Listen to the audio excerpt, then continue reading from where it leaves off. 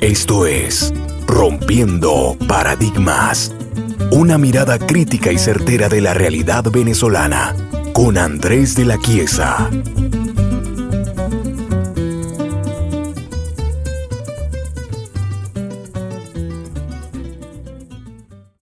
Buenas amigos, familia de La Palabra Compartida. Gracias por estar acá de nuevo conmigo en este podcast llamado Rompiendo Paradigmas. Este es el episodio número 15 del programa y también es la culminación de su primera etapa. Lo que va a venir ahora es la segunda temporada, que va a tener algunos cambios de estructura, sobre los cuales no voy a hablar mucho porque, bueno, se arruina la sorpresa.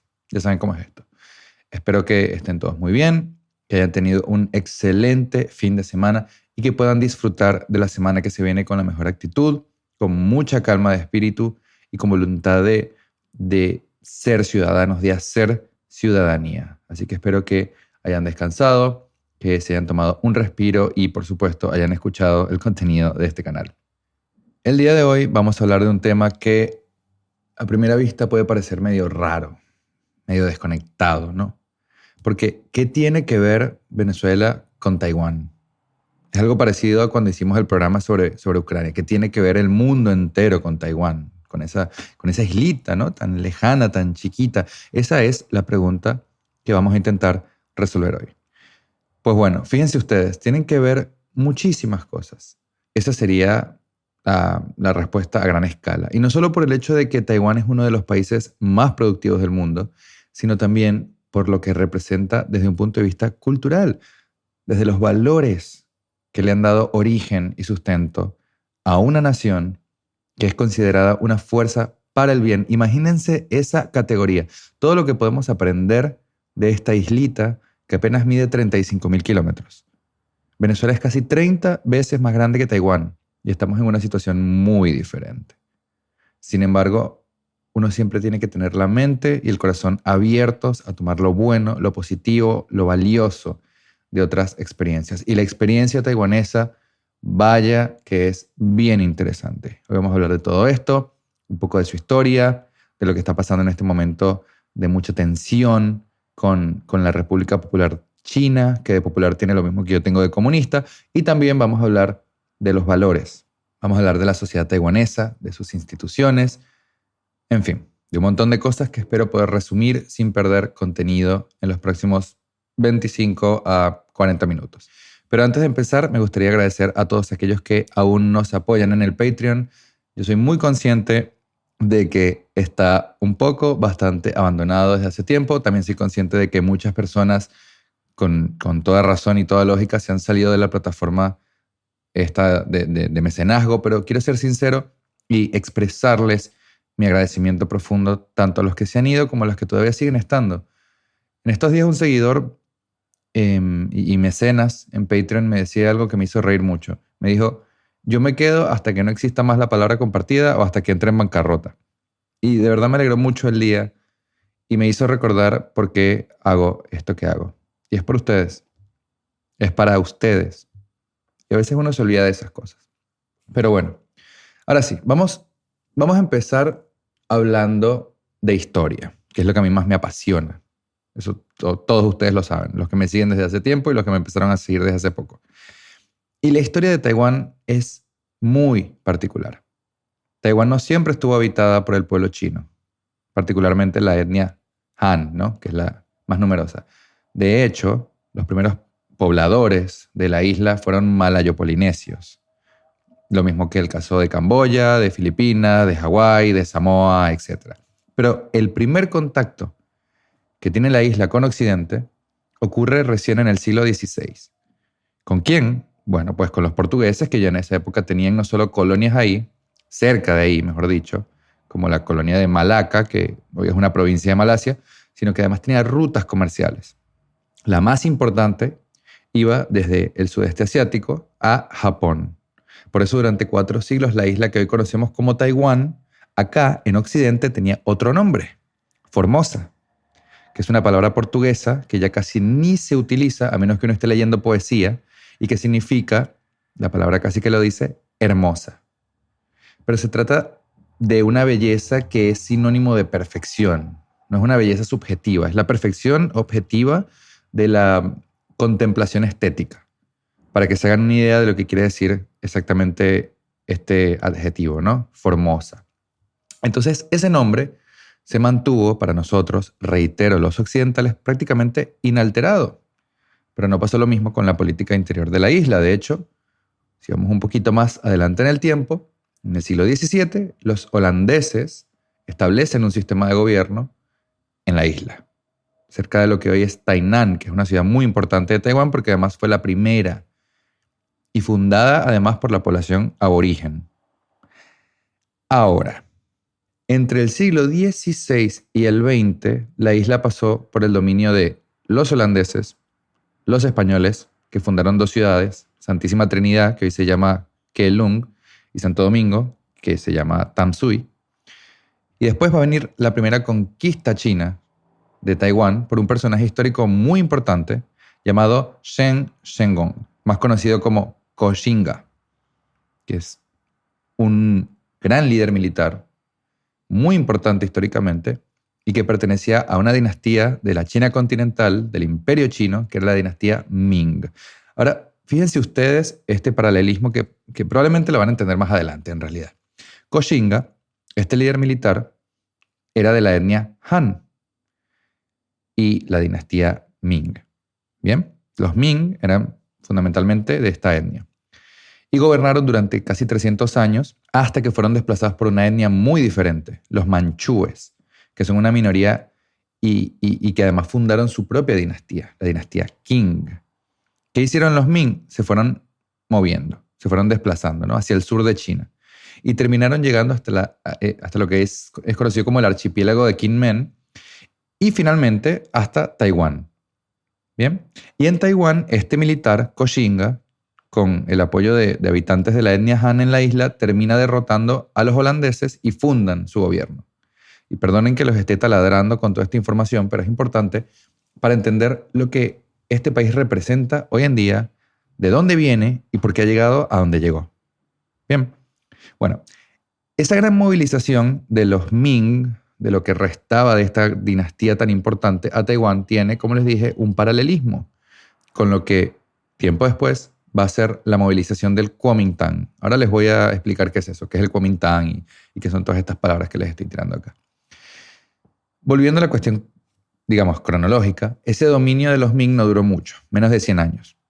Y ya casi terminando el siglo XVII, los manchúes de la dinastía Qing toman control de la isla. Esta es la primera ocasión en que Taiwán pasa a ser parte de lo que en ese momento era el Imperio Chino. Luego van a pasar varias cosas interesantes, como la entrega de Taiwán a los japoneses, luego de la Primera Guerra Sino-Japonesa, la declaración de un estado rebelde a esa dominación japonesa conocido como la República de Formosa, que no duró mucho, y la Segunda Guerra Sino-Japonesa, que además estuvo conectada con la Segunda Guerra Mundial. Cuando termina la Segunda Guerra y Japón se rinde en 1945, una de las exigencias de las tres grandes potencias que fueron las vencedoras, Estados Unidos, Reino Unido y la Unión Soviética, fue que se devolviera la isla a China. Los japoneses abandonan en 1946, pero no retiran su reclamación de soberanía sino hasta 1952. Acá es donde yo quería llegar con lo que les contaba antes de los Qing y de los Ming. Acá es donde van a ver el paralelismo. Porque cuando termina la Segunda Guerra Mundial, en China ya no había un imperio. Había una república, la República de China, que nace en 1912. Y es casi en su totalidad la obra de un solo hombre, llamado Sun Yat-sen, que además fue su primer presidente y también fue el fundador de un partido que mencioné recién, que es el Kuomintang. En ese momento, mientras Sun Yat-sen estuvo vivo, el principal problema en China era la pelea entre los monarquistas y los republicanos. El problema más adelante, en la década del 20, por ejemplo, va a ser otro. Va a ser la influencia soviética dentro del Kuomintang, que había nacido como un partido esencialmente nacionalista y conservador. De hecho, cuando Sun Yat-sen muere, el poder del partido lo toma otra figura que es muy importante para la historia de Taiwán y para la historia de China en general, que es Chiang Kai-shek. Chiang Kai-shek es valiosísimo y no podemos dejar de nombrarlo porque él es fundamentalmente el hombre que siembra la semilla del Taiwán moderno. Aunque claro, las ideas constitucionales, jurídicas, institucionales que hoy sostienen y legitiman a Taiwán están inspiradas más bien en el pensamiento de Sun Yat-sen. Fíjense ustedes qué interesante. Y yo sé que este es un podcast que hay que escucharlo varias veces porque con tantas fechas y tantos nombres es complicado. Pero les juro que si no se cuenta todo esto no se puede entender bien la situación. Aún así, les voy a resumir lo siguiente. Así como en un momento, según les estaba diciendo, el problema fue entre monárquicos y republicanos, y en otro momento fue entre republicanos y caudillos militares, va a llegar una fecha, sobre todo a partir de la década del 30, finales de la década del 30, en el cual el problema va a ser ideológico y va a tomar otro tono completamente distinto. Cuando Chiang Kai-shek llega al poder, China estaba completamente fragmentada por problemas no solo políticos, sino étnicos y religiosos. Bien, recordemos que este hombre, Chiang Kai-shek, era el líder del Kuomintang. Y él se encarga de hacer entonces dos cosas que marcan la historia de China. Primero, la reunifica con lo que se conoció como la Expedición del Norte. Esto pasa un poco antes, en la década del 20. Y después purga el partido de la influencia soviética y marxista en general. Toda esa purga, todo el elemento socialista de inspiración marxista que había sido presionado fundamentalmente por el Partido Comunista Chino, va a empezar a alinearse alrededor de otra figura muy distinta, también muy carismática, que es Mao Zedong o Mao Zedong, dependiendo de cómo lo quieran transliterar, ¿no? La rivalidad entre estas dos figuras y el aumento de la violencia política entre no solo dos partidos, sino dos visiones completamente distintas del mundo, va a producir lo que se conoció como la Guerra Civil China. Esa guerra termina con la declaración por parte de Mao de la República Popular China en 1949. Si ustedes quieren saber si un país está gobernado por un régimen tiránico, nada más busquen el adjetivo popular en el nombre. ¿Ok? Y la guerra también termina con la huida del gobierno legítimo del Kuomintang a Taiwán. Chiang Kai-shek, que era el líder de la República de China, junto con todo su gabinete y aproximadamente 1,5 millones, 2 millones de chinos, se desplazaron, huyeron a Taiwán para ser el germen de lo que hasta el día de hoy es conocido como la República de China, Taiwán.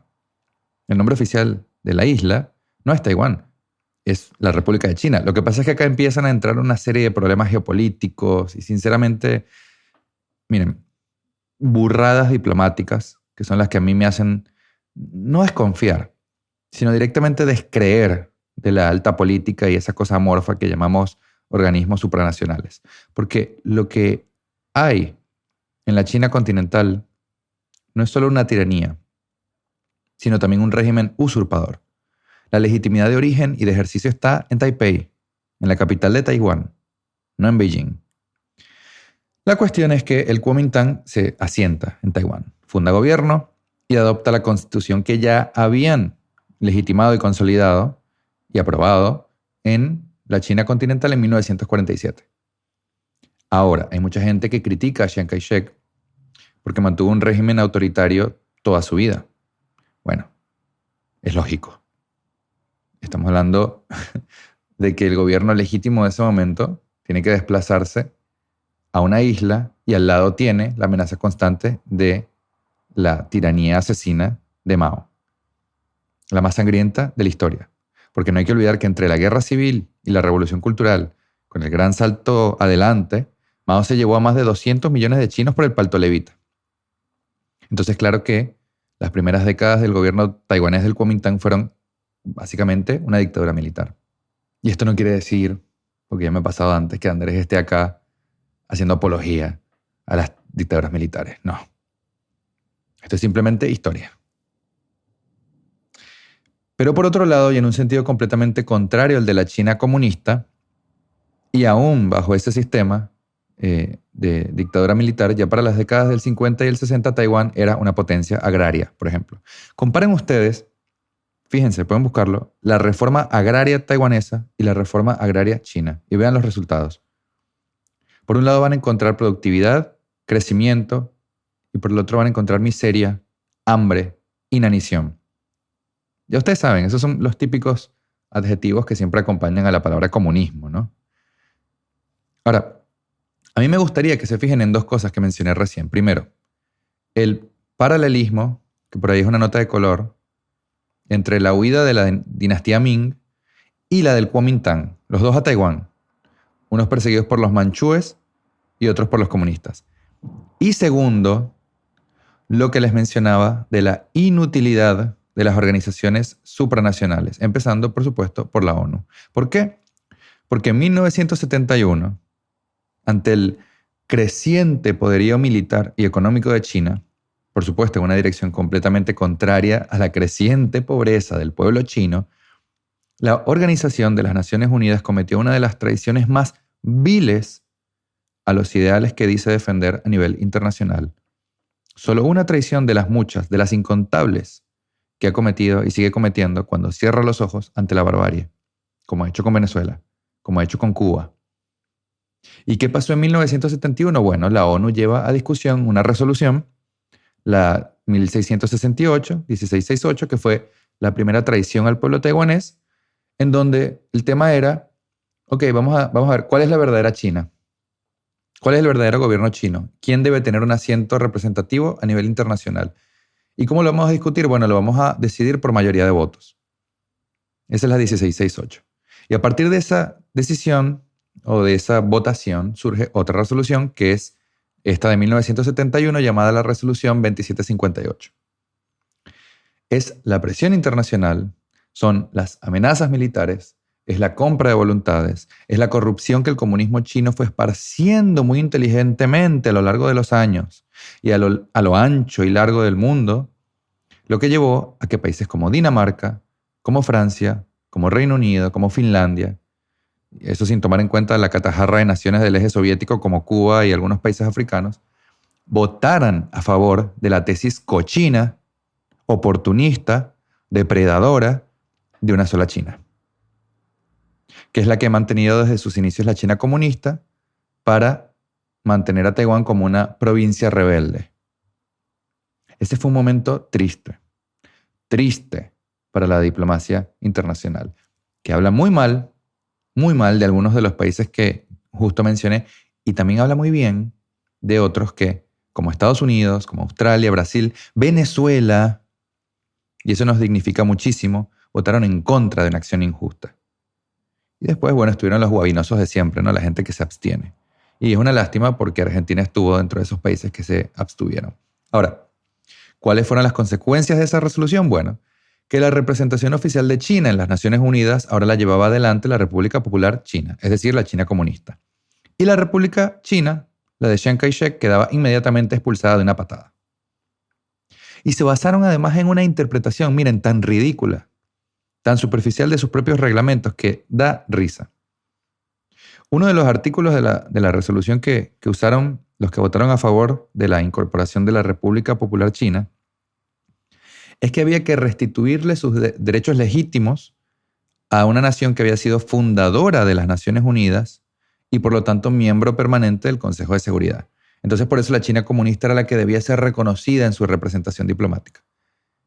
Pero ocurre y acontece que el Estado que participó de la fundación de la ONU, mejor dicho, el gobierno que participó de la fundación de la ONU, no fue el de Mao Zedong.